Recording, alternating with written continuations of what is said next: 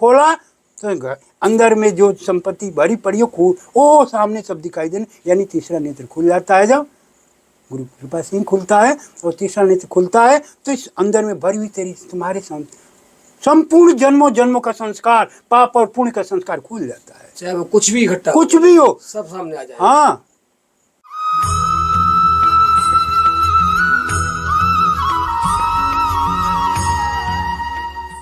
जब परमात्मा की कृपा हुई, पूर्व जन्मों का संस्कार मिला हम लोगों का, सदगुरु की कृपा हुई और ताला खुल गया, खोल दिया उन्होंने। एक गुरु कृपा होती है और गुरु कृपा से मिली हुई हम लोगों की संपत्ति है। और गुरु कृपा ने जब ताला खोला तो अंदर में जो वो सामने सब दिखाई देने, यानी तीसरा नेत्र खुल जाता है। जब गुरु कृपा से ही खुलता है और तीसरा नेत्र खुलता है तो इस अंदर में भरी हुई तेरी तुम्हारे संपूर्ण जन्मों जन्मों का संस्कार, पाप और पुण्य का संस्कार खुल जाता है। चाहे वो कुछ भी घटना कुछ भी हो सब सामने आ जाए। हाँ, हम तो कहते हैं आपको बिल्कुल अंधे आदमी है, ये संसार ही पूरा अंधा है।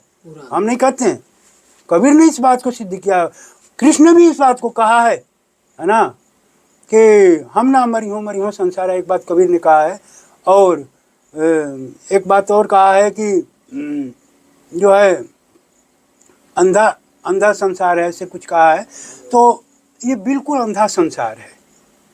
ये आँख ना कहे, ये आँख है केवल संसार के देखने के लिए, संसार को कर्म करने के लिए, और इसी में आदमी अपना जीवन से मृत्यु तक रह जाता है, इससे ऊपर उठ ही नहीं जाता है, पाता है, अपने सांसारिक परिचय में ही रह जाता है। जबकि इस शरीर के अंदर इतनी संपत्ति भरी हुई है कि हम क्या वर्णन करें।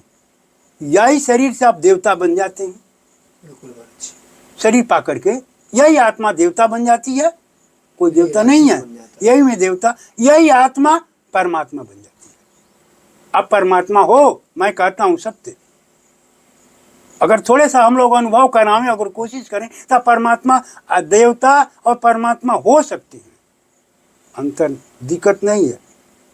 थोड़ा समय लगती है, परिश्रम थोड़ा करना पड़ेगा, है ना, साधना करनी पड़ेगी।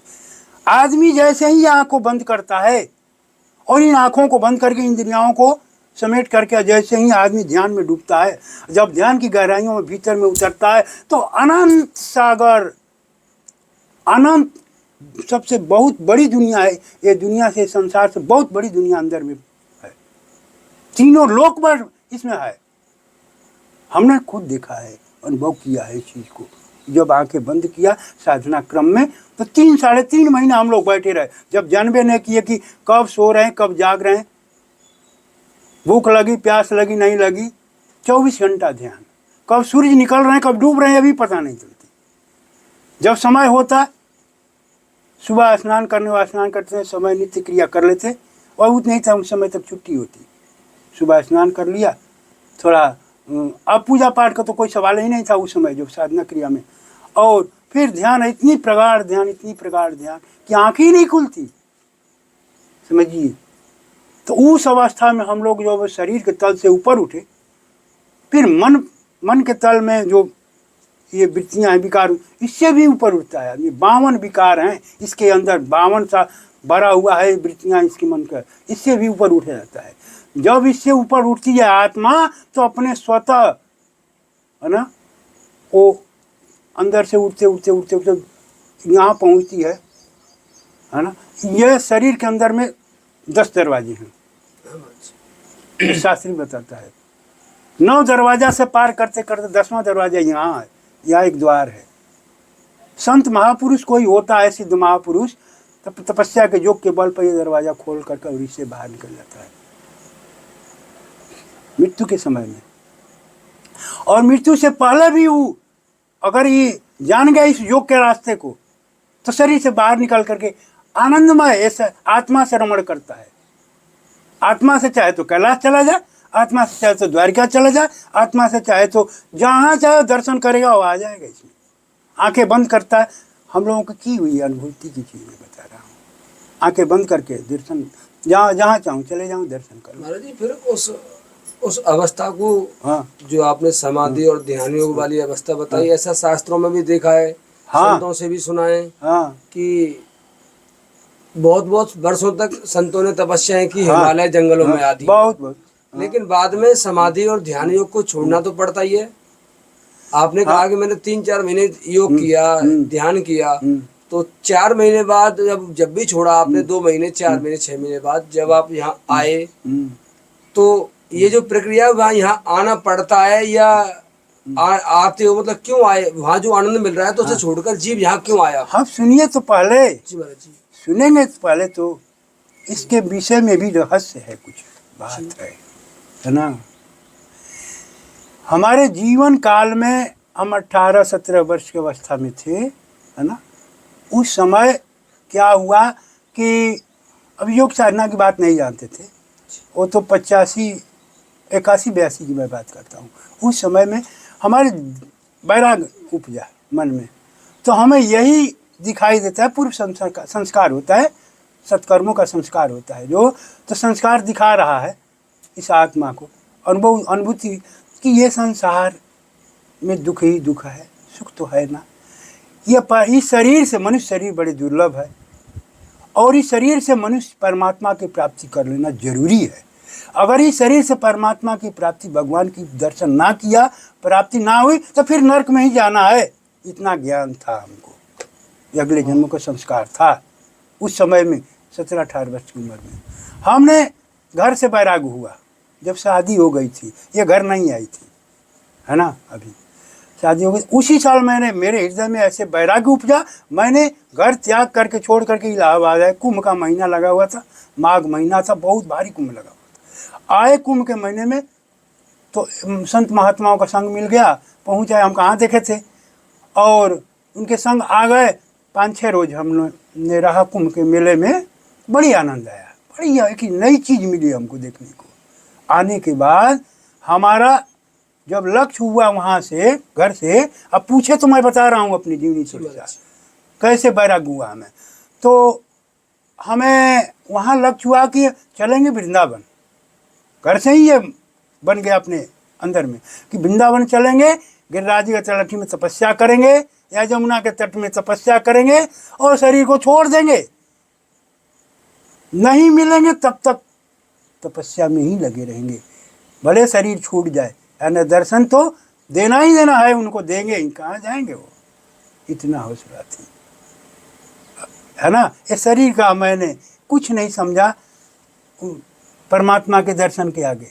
तो मैंने बैराग उपजा, आए इलाहाबाद आने के बाद 4-5 दिन संतों के संग में रहे, दिन भर अपना कथा कीर्तन सुने, प्रसाद पावें, और फिर रात को सो जावें कहीं स्थान देख करके, फिर सुबह जग जाएं। ऐसे करते करते में 5 रोज समय बीत गया, समझिए।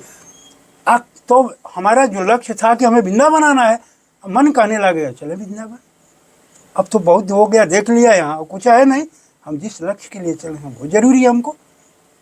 तो उस समय हमें थोड़ा मन में भय होता था, पैसे नहीं थे, और बेटी कर चलना हमें भय लगता था, कहीं टीटी पकड़ लेगा, ये बात, छोटा अवस्था था।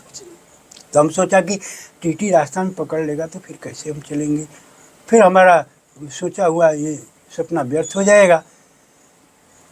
अच्छा कहा चलो ठीक है, फिर आगे बढ़ा जाए, देखा जाएगा। जब लक्ष्य बनाया चलने को वहाँ से, तो आकाशवाणी हुई, मैं सत्य कहता हूँ, आकाशवाणी हुई।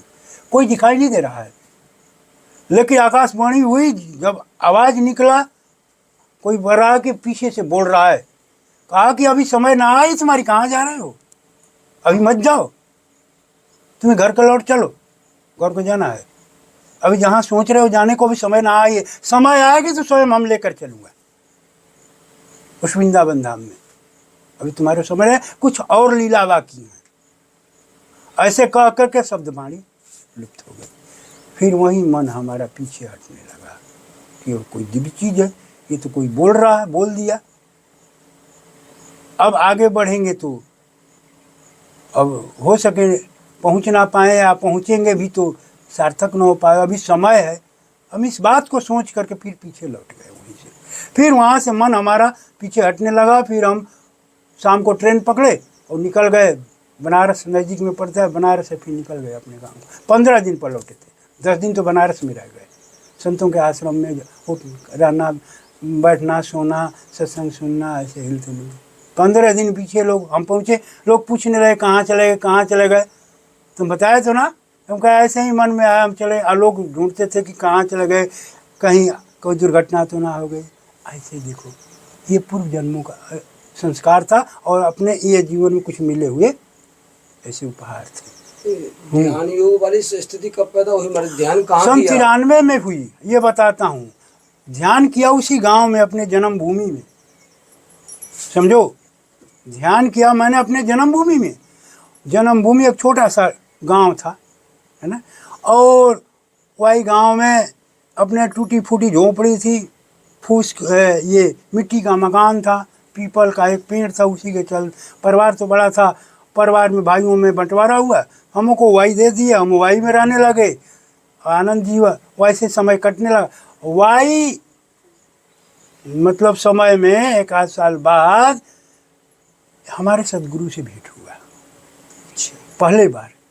उनको नहीं जानते थे, यही लेकर गई, है ना, बताई हमको, चलिए इस गांव में आए हुए। इनको भी कुछ दिव्य दृष्टि ऐसे पहले से अनुभव हो गई, हुई, मिली, उस समय दर्शन किए इन्होंने भगवान का और गुरु का। वृंदावन जो आए थे वो 93 के बाद की घटना है। हाँ, 93 सन 2002 में आए हुए। जो अब बता रहे, ये आपकी जन्मभूमि की स्टार्टिंग की घटना है। स्टार्टिंग की बता रहा हूँ। गुरुदेव मिले, ध्यान किया, उसके बाद वृंदावन आए, आकाशवाणी हुई, फिर वापस गए। हाँ, अच्छा अच्छा अच्छा। तो ये सन 2002 में तो वृंदावन में आए हैं ना, जो आकाशवाणी की थी। जी जी जी। अभी नहीं समय हम आए, आ गया समझ महाराज जी, मेरे आ गया है ना पूरा। मैं बहुत बड़ा आपने मुझे बताया जीवन चरित्र। मैंने आपसे पूछा था कि ध्यान योग करने के बाद क्यों छोड़ा जाता है, तो आपने मुझे बताया तो कैसे आकाशवाणी जो हुई, वो परमात्मा की वचन जो था, वो समय आ गया तो अपने आप लेकर चल दिए। तो उस सन 93 से हमने चला, जो 3 महीने हमने साधना में रहा, साधना योग में, तो कहेगी कैसे छोड़ दिए। हम छोड़े नहीं, आज भी हमारा बरकरार है, वो चीज़ हमारा आज भी है, लेकिन आप लोगों के समझ में नहीं आएगी। नहीं आएगा। बोलते हुए भी ध्यान है, चलते हुए भी ध्यान है, खाते पीते भी ध्यान, हमारा ध्यान तो वही रहता है, एक समान। समझ, ये गीता भी भगवान ने कहा है ना। अर्जुन ने एक बात प्रश्न किया अर्जुन से, कृष्ण, कि भगवान ये बताइए कि वो तत्वदर्शी जो महापुरुष होते हैं, उनका रहनी कैसे होती है। तो कृष्ण ने बताया कि अर्जुन, और तो फिर अर्जुन ने एक प्रश्न दूसरा किया, कहा कि वो कैसे सोते हैं, कैसे बैठते हैं, कैसे चलते हैं, है ना, कैसे खाते पीते हैं, पूछा है। हाँ, कैसे रहते हैं। 5 प्रश्न किया है, पढ़ना होगा, हमें अध्याय मालूम ना है। व्यवहार कैसा रहता है, हाँ, कैसा व्यवहार है। तो कृष्ण ने बताया कि देखो अर्जुन, उन तत्वदर्शी महापुरुषों के आचरण को पहचानना बड़ा कठिन है, बहुत कठिन है। कठिन? हाँ, पहचान नहीं सकता है कोई साधारण आदमी देख करके उनके वेशभूषा को, है ना। वो खाते हुए भी ध्यान में है, पीते हुए ध्यान में, सोते हुए ध्यान में है, जगते हुए ध्यान में है, स्नान करते चलते हुए रास्ते में भी ध्यान में ही रहते। एक प्रक्रिया होती है, यानी चेतना का एक अस्मित्व होती है। यानी आदमी, मैं बताता हूँ, तुम समझ में नहीं आता है ये बात। ऐसे जैसे आदमी कोई नींद में सोया हो, सोया है आदमी, तो सोया हो तो सपना में कोई पड़ा हुआ है, तो सपने में डूबा हुआ है, तो दूसरे संसार में, सपने के संसार में रहता है, सोते सोते वक्त तुम भी अनुभव किए होंगे। तो उस समय संसार का ज्ञान नहीं होगा, मेरा नाम क्या है, मेरा पता क्या है, मैं कहाँ का रहने वाले, कहाँ हूँ, कहाँ ना हूँ, केवल देखता है, उसमें डूबा रहता है, डूबा रहता है कि नहीं जी। उसके बाद शरीर का ज्ञान नहीं रहता है, मन का ज्ञान नहीं होता है, संसार का ज्ञान नहीं होता है, इससे अलग ही दुनिया होती है, अलग ही दुनिया होती है, सपने की दुनिया। और जैसे ही नींद खुलती है, स्वप्न टूटता है, और स्वप्न बिखरते देर नहीं लगती है, और आदमी कहता है अरे मैं कैसे सपना था, ये तो सपना, कैसे सपने में हम डूब गए, अरे क्या क्या एक राजा थे सपने में आए, और कहाँ मैं भिखारी हूँ। ये बहुत बड़ा चरित्र है। हम राजा जनक की चरित्र को जानता हूँ, है ना, अष्टावक्र और राजा जनक के चरित्र, यही स्थिति राजा जनक जो महापुरुष हुए हैं, है ना, ब्रह्मज्ञानी हुए हैं, अष्टावक्र की कृपा से यही सपने की बात को लेकर पूछी हुई उन्होंने, समझो ना। तो यही एक सपना है जिसमें आदमी भूला हुआ डूबा हुआ है, संसार का सपना है। अष्टावक्र जवाब देते हैं, जगत मिथ्या ब्रह्म सत्यम। हाँ, पढ़ेंगे पूरे, या मैं भी बता सकूंगा इस चीज को, समझ निकलेगी तो बताएंगे कि राजा जनक और अष्टावक्र का क्या वक्तव्य है ना, कथा है, अवश्य बताएं। बताएंगे। तो वो जो है बहुत मूल्यवान, अगर उस को गहन कर लिया अगर सही ढंग से अच्छा सुन महाराज जी, लिया। दोनों का चरित्र कभी विशेष समय बताएंगे आप दोबारा से? हाँ बताएंगे, बिल्कुल तो हम बताएंगे, अवश्य आएंगे महाराज जी। पूरा सुनाना, मैंने सुना भी नहीं है पूरा पूरा हम चरित्र। सुनाएंगे। अष्टावक्र जी का हाँ। पूरा संवाद महाराज जी। अगर ध्यान से सुनेंगे तो बैठे बैठे आपकी बुद्धि परिवर्तन हो जाएगी, महाराज बदल समय जाएगी। निकाल के अवश्य आएंगे जल्दी हम। है ना। तो देखिए बात ऐसे है कि जो चीज़ बता रहा हूँ कि परिवर्तन कैसे होता है हमारे अंदर में, तो हमारे अंदर में मन की गति है, हम मन की गति में बंधे हुए हैं जी। और मन क्षण क्षण बदलता है ना। और मन क्षण क्षण में बदलता रहता है, तो मन को बदलने की प्रक्रिया है। मन तो आपका स्थिर एक सेकंड रह ही नहीं सकता है, इसी मन को रोकना पड़ता है, साधना में बांधना पड़ता है, और इसी का नाम ध्यान कहा जाता है। तो जब हम बाहर के क्रियाओं को, जैसे संसार के इन आँखों को बंद करके इंद्रियों को समेट के आसन पर बैठ के ध्यान लगा कर डूबते हैं, तो अब ये संसार की जैसे स्वप्न में हम डूब जाते हैं तो पता नहीं रहता बाहर का, वैसे ध्यान की स्थिति होती है कि हम डूब जाते हैं ध्यान में तो बाहर की पता नहीं लगता, और जब इधर डूब जाते हैं तो हाँ। उधर का पता नहीं लगता। हाँ, उधर का पता नहीं रहता है। संसार में जब कोई डूब जाता हाँ। है तो उसका नहीं पता लगता उसका, महाराज जी। और संसार में रहता है आदमी तो संसार के विषय में, लेकिन यही अंतर है कि जो महापुरुष तत्वदर्शी महापुरुष है जी, भगवान ने बताया है कि कैसे खाते पीते सोते हैं। अर्जुन ने पूछा तो बताए कि सब कुछ देखते हुए, तुम्हारे सामने तुमसे बातें करते हुए, तुम्हारे सुनते हुए, सोते जागते हुए भी उनकी चेतना एक समान स्थिर रहती है, जिसे समता कहते हैं। समत्व योग उसका नाम है। अर्जुन कृष्ण ने गीता में दूसरे अध्याय में कि दूसरे ही अध्याय में समत्व योग का वर्णन किया है ना। समत्व योग का वर्णन यह है ना कि अपनी बुद्धि को सम रखना, चेतन यानी बुद्धि को चेतना कही गई है, और चेतन ये है इसको स्थित रखना। जो चेतन को अपने बुद्धि को स्थिर कर लेता है वो सब कुछ पा लेता है, पा जाएगा। ये बुद्धि की खिलवाड़ है। और मनुष्य को भगवान ने, परमात्मा ने एक बुद्धि ही ऐसी संपत्ति दिया है जो और जीवों के पास नहीं है। इसे देवताओं के पास ही दुर्लभ है, तरसते हैं देवता लोग। हम इसी यही बात करते हैं बार बार लोगों से, भाई तुमको परमात्मा ने एक संपत्ति दिया है, उसका काम अपने हासिल करो, इस जीवन को सार्थक बनाओ, कामयाब करो अपनी ज़िंदगी को। ये बुद्धि दिया है, ये बुद्धि है, खोपड़ी है, साधारण चीज़ मत जानो, इसको उपयोग में लाओ। इस संसार के दुनिया के जो लोक व्यवहार में क्यों पानी की तरह बहा रहे अपने समय को, अपने समय का सदुपयोग करो, अपने बुद्धि से, है ना, उस परमात्मा की प्राप्ति करो। इसको बुद्धि योग कहा जाता है। हाँ, तो हम बुद्धि से उतर जाते हैं। बुद्धि क्या है? संसार के वासनाओं, संसार के विकारों जो है उससे मन को रोक करके अपने ध्यान में जा करके अपनी चेतना में डूब जाते हैं, और उस परमात्मा के, है ना, वहाँ जाने का मतलब अर्थ होता है कि वह शून्य लोक है। जहाँ हम पहुँचते हैं ध्यान में, वहाँ शून्य लोक है। आप डूबेंगे तो आप देखेंगे अंदर में, तो आपको भी जग अवस्था में, ये ध्यान और सपना में यही अंतर होता है। अंतर बतला देता हूँ। जब ध्यान सपना में रहते हैं तो संसार का ज्ञान नहीं रहता है, तो सो जाते हैं तो अपने ही विषय में ज्ञान नहीं रहता है। लेकिन ध्यान में जो ध्यानी होता है तो उसको पूरा ज्ञान रहता है, पूरा अपने होश में रहता है। वह सत्य का भी और असत्य, हाँ, सत्य का भी, दोनों का होश रहता है। वही जगह हुआ माना जाता है। वही जगह हुआ मनुष्य है। ध्यान का मतलब जगह हुआ है। हाँ, ध्यान का मतलब जगह हुआ मनुष्य है, जग गया, उसे हाँ। सत्य और असत्य का भान हो गया, सत्य का उसे ज्ञान हो गया, है ना। तो यही जगना और सोना है। कुछ जगे हुए में जगा हुआ है, सोए हुए जगा हुआ है, हर समय में जगा हुआ है। महाराज जी बड़ा आनंद आता है आपके साथ खूब बैठकर जी। ये देखो, हम किसी शास्त्र की बात नहीं लेते, शास्त्र में तो प्रमाण है, ये सत्य शास्त्री की सब हम शास्त्र में भी देखे हुए हैं। इस शास्त्र में भी भगवान कृष्ण ने गीता में वर्णन किया इसी चीज़ को, जो मैंने कभी गीता को छुआ नहीं था, देखा नहीं था, अपने जीवन में घटना घटी और यह अनुभव हुआ मुझे। अपने घटी हुई जीवन में अनुभूति को मैंने शास्त्र में प्रमाण खोजने लगा, देखने लगा कि सत्य है कि गलत है हमारी अनुभूति, मिले हुए चीज़ तो प्रमाणित मिल गया। जो गीता में वो मिल इसमें है, तो बताने वाला बताया कि जो यहाँ भी हूँ, वो मैं बाहर भी हूँ, भीतर भी हूँ, मैं वही हूँ जो गीता में भी हूँ। गीता में मैंने ही बताया और भीतर भी मैं ही बता रहा हूँ, और मैं इसी में बैठा हूँ और मैं सब में बैठा हूँ। इसीलिए कहा है कि हरि व्यापक सर्वत्र समाना, प्रेम से प्रकट हो मैं जाए। तो महाराज जी फिर दोबारा आएंगे कभी आपके पास जल्दी। महाराज जी ने बड़ा सुंदर बताया कि कैसे ये मनुष्य शरीर आपको मिला है, कितना दुर्लभ है, इसे आप व्यर्थ ही ना गंवाइए। तीसरा नेत्र जो बोलते हैं वह ज्ञान के चक्षु होते हैं और ध्यान का मतलब होता है सजगता। पहले आपके अंदर एकाग्रता आएगी, एकाग्रता को ध्यान बोलते हैं, एकाग्रता के बाद सजगता आएगी और सब कुछ महाराज जी ने बोला ही है। और मैं दोबारा बहुत जल्दी प्रयास करूंगा, अगर आपके कमेंट अच्छे आएंगे कि महाराज जी का सत्संग और लो, तो अगले बार में महाराज जी के मुख से अष्टावक्र जी और महाराज श्री जनक जी का संवाद आपको महाराज जी के श्री मुख से, महाराज जी के अनुभव के द्वारा आपको ज्ञात कराएंगे। क्योंकि अष्टावक्र जी भी बहुत उच्च कोटि के ठाकुर जी के प्यारे महापुरुष कह सकते हैं, भक्त कह सकते हैं, ज्ञानी है। और जनक जी महाराज भी 12 भागवतों में नाम आता है। तो हमें आप आज्ञा दीजिए, अगले दर्शन के साथ मिलते हैं। जय श्री राधे, जय श्री कृष्ण, जय जय जय महाराज जी, धन्यवाद।